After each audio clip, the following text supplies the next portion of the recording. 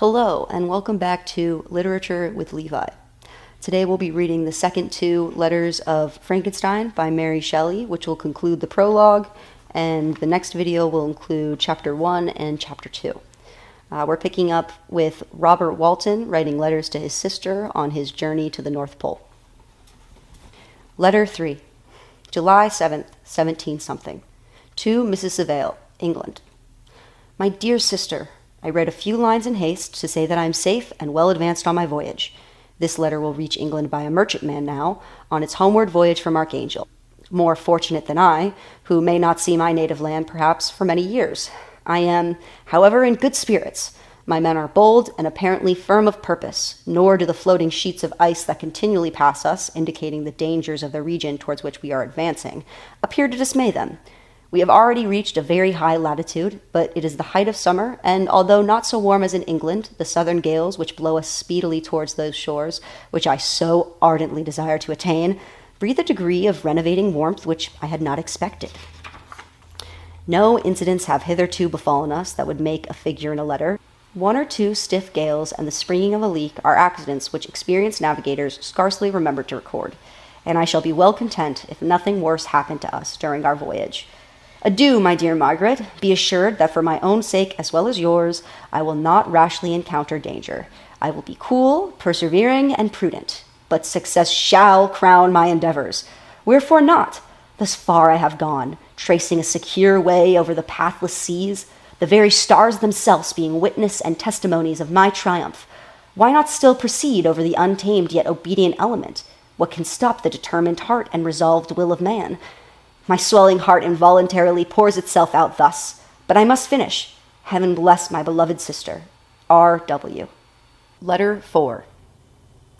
August 5th, 17-something. To Mrs. Saville, England.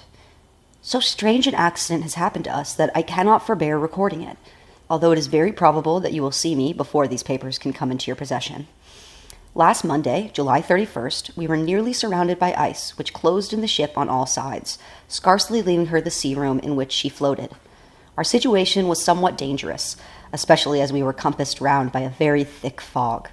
We accordingly lay to, hoping that some change would take place in the atmosphere and weather. About 2 o'clock, the mist cleared away, and we beheld, stretched out in every direction, vast and irregular plains of ice, which seemed to have no end.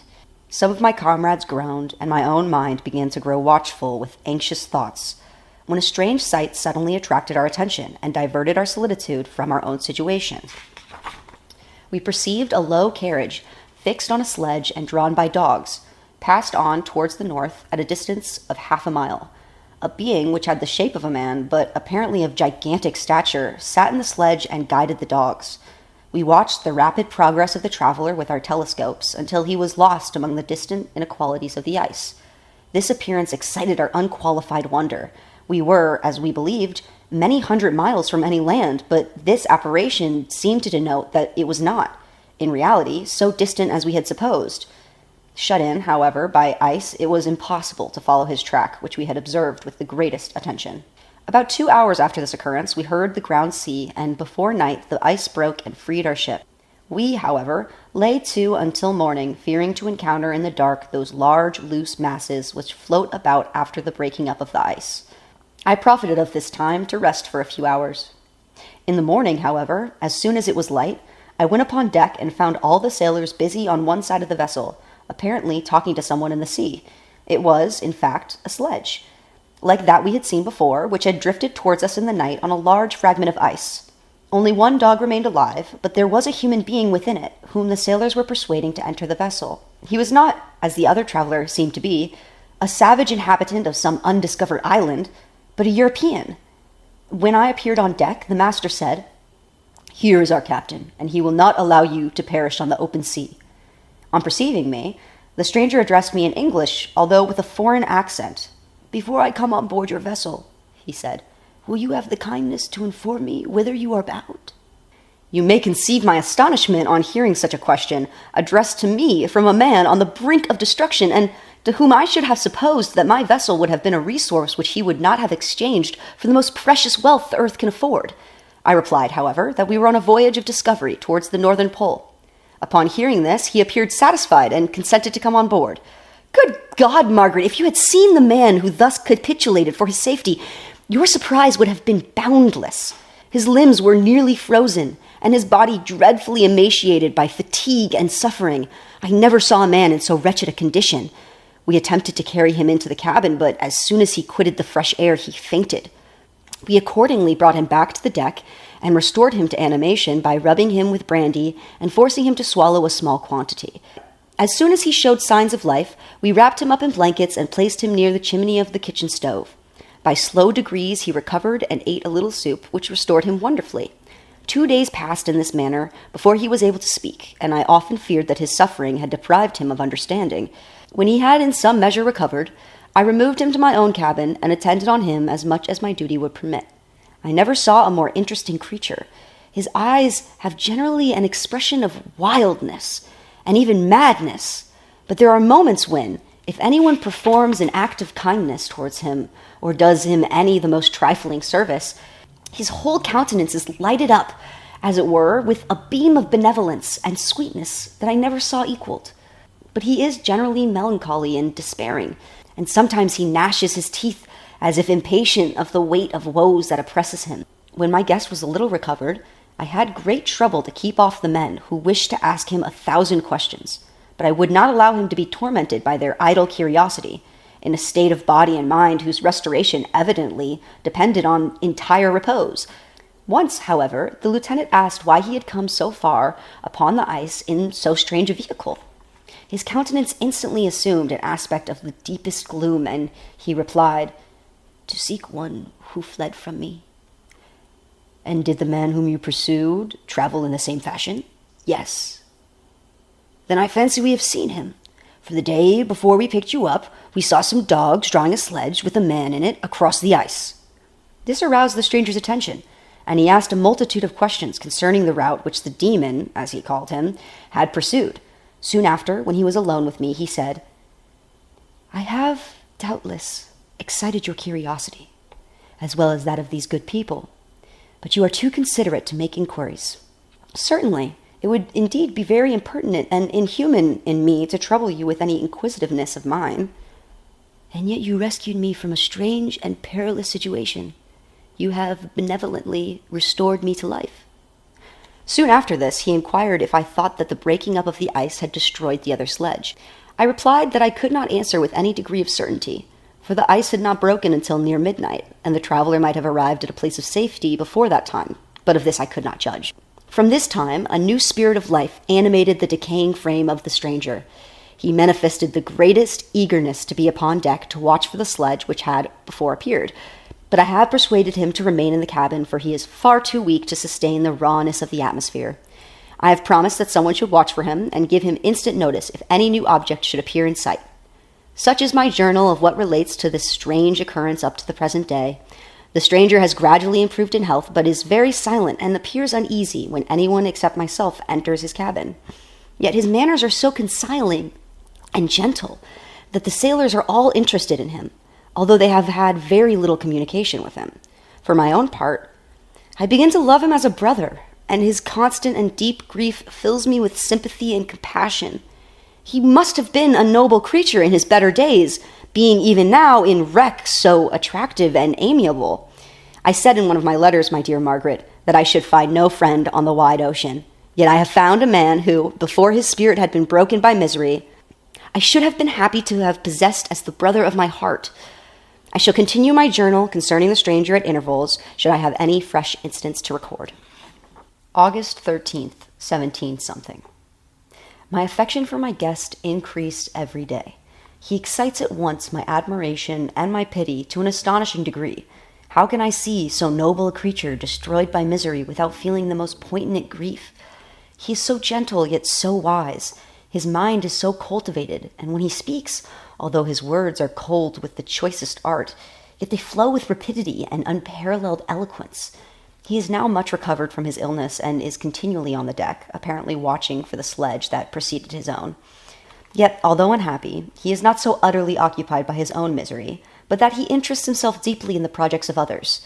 He has frequently conversed with me on mine, which I have communicated to him without disguise. He entered attentively into all my arguments in favor of my eventual success, and into every minute detail of the measures I had taken to secure it. I was easily led by the sympathy which he enticed to use the language of my heart, to give utterance to the burning ardor of my soul, and to say, with all the fervor that warmed me, how gladly I would sacrifice my fortune, my existence, my every hope to the furtherance of my enterprise. One man's life or death were but a small price to pay for the acquirement of the knowledge which I sought, for the dominion I should acquire and transmit over the elemental foes of our race. As I spoke, a dark gloom spread over my listener's countenance. At first I perceived that he tried to suppress his emotions. He placed his hands before his eyes, and my voice quivered and failed me as I beheld tears trickle fast from between his fingers. A groan burst from his heaving breast. I paused. At length he spoke in broken accents. "Unhappy man! Do you share my madness? Have you drunk also of the intoxicating draught? Hear me! Let me reveal my tale, and you will dash the cup from your lips." Such words, you may imagine, strongly excited my curiosity, but the paroxysm of grief that had seized the stranger overcame his weakened powers, and many hours of repose and tranquil conversation were necessary to restore his composure. Having conquered the violence of his feelings, he appeared to despise himself for being the slave of passion, and quelling the dark tyranny of despair, he led me again to converse concerning myself personally. He asked me the history of my earlier years. The tale was quickly told, but it awakened various trains of reflection.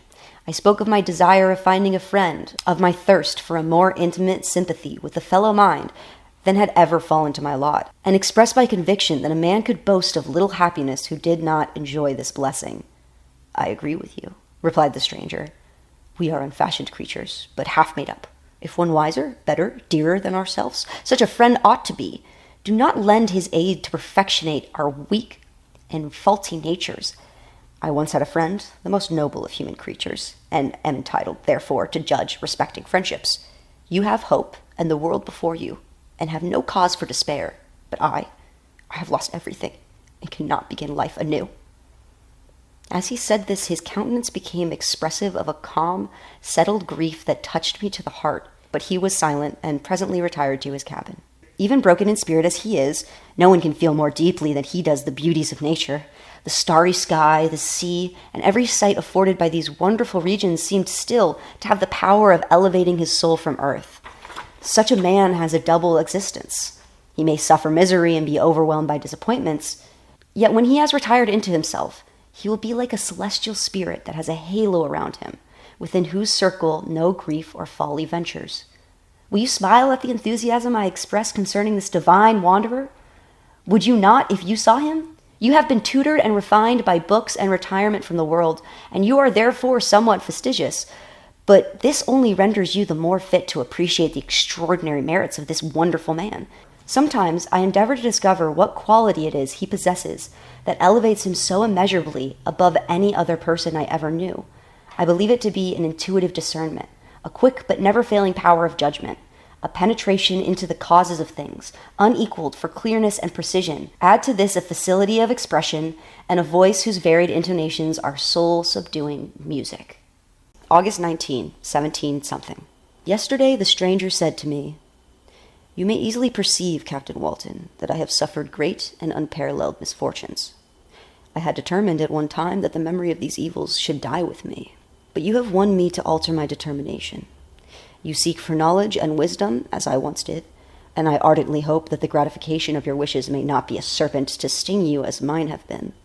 I do not know that the relation of my disasters will be useful to you. Yet when I reflect that you are pursuing the same course, exposing yourself to the same dangers which have rendered me what I am, I imagine you may deduce an apt moral from my tale, one that may direct you if you succeed in your undertaking, and console you in case of failure. Prepare to hear of occurrences which are usually deemed marvelous. Were we among the tamer scenes of nature, I might fear to encounter your unbelief, perhaps your ridicule. But many things will appear possible in these wild and mysterious regions which would provoke the laughter of those unacquainted with the ever-varied powers of nature. Nor can I doubt but that my tale conveys in its series internal evidence of the truth of these events which it is composed. You may easily imagine that I was much gratified by the offered communication, Yet I could not endure that he should renew his grief by a recital of his misfortunes. I felt the greatest eagerness to hear the promised narrative, partly from curiosity and partly from a strong desire to ameliorate his fate if it were in my power. I expressed these feelings in my answer. "I thank you," he replied, "for your sympathy. But it is useless. My fate is nearly fulfilled. I wait but for one event, and then I shall repose in peace. I understand your feeling," continued he, perceiving that I wished to interrupt him. "But you are mistaken, my friend. If thus you will allow me to name you, nothing can alter my destiny. Listen to my history, and you will perceive how irrevocably it is determined." He then told me he would commence his narrative the next day when I should be at leisure. This promise drew from me the warmest thanks. I have resolved every night, when I am not imperatively occupied by my duties, to record as nearly as possible in his own words what he has related during the day.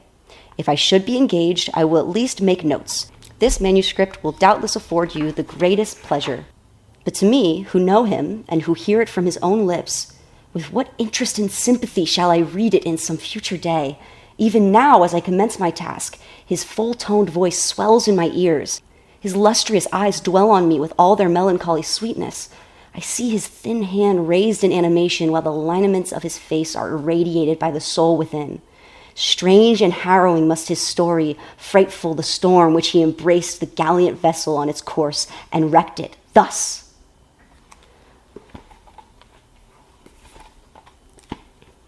I hope you enjoyed the prologue to Frankenstein by Mary Shelley. I should see you in the next week or so to read the next 2 chapters. I hope you have a wonderful rest of your day.